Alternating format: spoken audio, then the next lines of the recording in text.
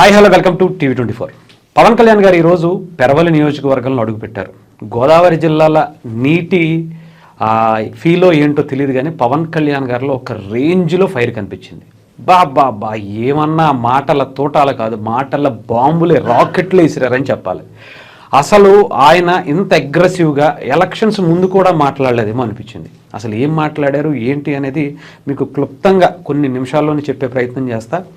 అమరజీవి జలధార అనేటువంటి ఈ కార్యక్రమానికి సంబంధించి ఇన్ని వేల కోట్ల రూపాయల పెట్టుబడి పెట్టి ఇక్కడ మనం మంచినీటిని తాగటం కోసం, అది కూడా గోదావరి పారేటువంటి ఈ నేల మీద డబ్బులు పెట్టి కొనుక్కునేటువంటి పరిస్థితికి తీసుకొచ్చినటువంటి రాజకీయ వ్యవస్థ గురించి మాట్లాడుతూ అమరజీవి పేరు, పొట్టి శ్రీరాములు గారి పేరు దీనికి ఎందుకు పెట్టాం, ఆయన గురించి మనం తెలుసుకోవాల్సింది ఏంటి అనేది తెలుసుకోవటం గురించి కావచ్చు. ఇంకా గత ప్రభుత్వ పాలకుల 2019 నుంచి 24 వరకు పరిపాలించినటువంటి జగన్మోహన్ రెడ్డి గారు రీసెంట్గా కొన్ని మాటలు మాట్లాడారు. ఒక్కొక్కళ్ళని వచ్చిన తర్వాత లోపలేస్తా, ఇరగదీస్తా, చంపేస్తా, లేపేస్తా అని చెప్పి మాట్లాడుతున్నటువంటి మాటల మీద పవన్ కళ్యాణ్ గారు ఒక రేంజ్లో ఫైల్ అయ్యారని చెప్పాలి. నిజంగా ఏం మాట్లాడారంటే, మీరు అధికారంలో ఉన్నప్పుడే ఏమీ పీకలేకపోయావు, మళ్ళీ వచ్చి నువ్వేం పీకుతావు అనేటువంటి మాట. ఇది చాలా బలమైనటువంటి స్టేట్మెంట్.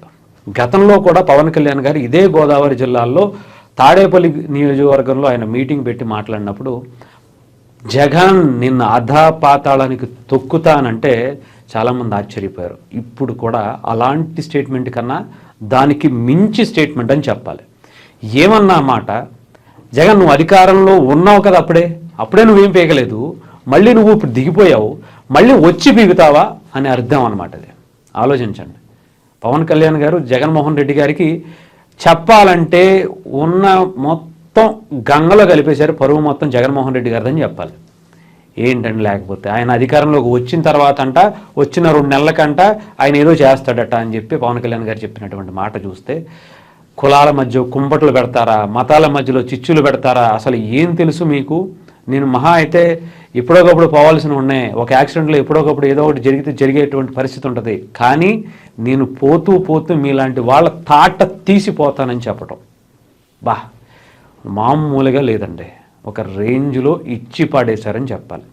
అసలు కూటమి ప్రభుత్వం వచ్చినటువంటి విధానం కావచ్చు, ఆయన ఒక్క స్పీచ్తో ఒక 10 ఏళ్ల పాటు ఆంధ్రప్రదేశ్ భవిష్యత్ ఏంటో దిశానిర్దేశం చేశారనిపించింది. నేను ఎన్నో మాటలు పడ్డా, ఎన్నో అవమానాలు పడ్డా, కూటమిలు ఇన్ని సీట్లు తీసుకున్నారేంటని ఒక 10 మెట్లు దిగి నేను ఎన్నో చివాట్లు తిన్నా. ఎందుకోసం అంటే మీకోసం, మీ భవిష్యత్తు కోసం, రేపటి తరం కోసం. నేను ఇంత కష్టపడి ఇంత కూటమికి సంబంధించినటువంటి ఈ మాట ఆయనే కాదు, అక్కడ ఉండేటువంటి బీజేపీ నాయకులు, బీజేపీ కేంద్ర మంత్రిగా ఉన్నటువంటి వర్మ గారు కూడా చాలా క్లారిటీగా చెప్పారు. పవన్ కళ్యాణ్ గారి వల్ల ఈ కూటమి ఏర్పడింది, పవన్ కళ్యాణ్ గారి వల్ల ఈరోజు మీకు ఇన్ని ఫలాలు దొరుకుతున్నాయి, ఇన్ని కార్యక్రమాలు చేయగలుగుతున్నాం, కేంద్ర ప్రభుత్వం ఇంత మనకి అవకాశాలు ఇస్తుంది, 7,000 కోట్ల రూపాయల దగ్గర ఈ అమరజీవి జలజీవనకి సంబంధించినటువంటి పథకానికి ఇచ్చారు అంటే వెళ్ళి పవన్ కళ్యాణ్ గారు బతువులు అడుకున్నారు వాళ్ళని అని చెప్పి ఆయన చెప్పినటువంటి విధానం.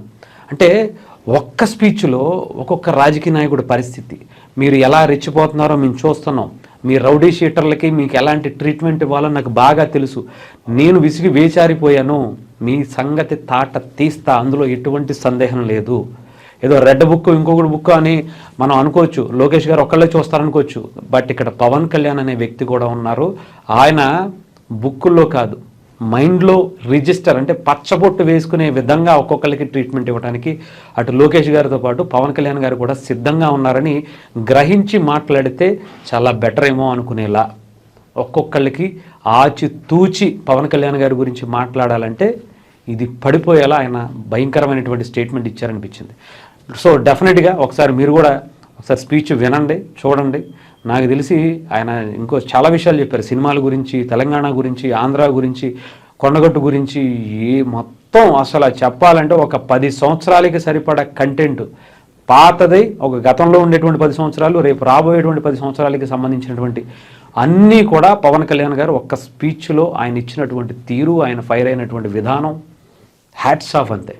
ఇది కదా ఒక నాయకుడికి కావాల్సింది. ఆయన ఎంత అంటే ఒక నాయకుడు ప్రజలకి సేవ చేయటం కోసం ఎంత తాపత్రయపడుతున్నాడో, ఎంత తపన పడుతున్నాడో ఈరోజు పవన్ కళ్యాణ్ గారిలో చూస్తే అసలు ముచ్చటేయటం కాదు, దొరికాడు మాకొక, మరొక అల్లూరి సీతారామరాజు దొరికాడు, ఒక సర్దార్ కాటన్ దొరికాడు, మరొక పొట్టి శ్రీరాములు దొరికాడు అనుకునేటువంటి గర్వంగా చెప్పుకునేటువంటి స్పీచ్ పవన్ కళ్యాణ్ గారిలో అనిపించింది.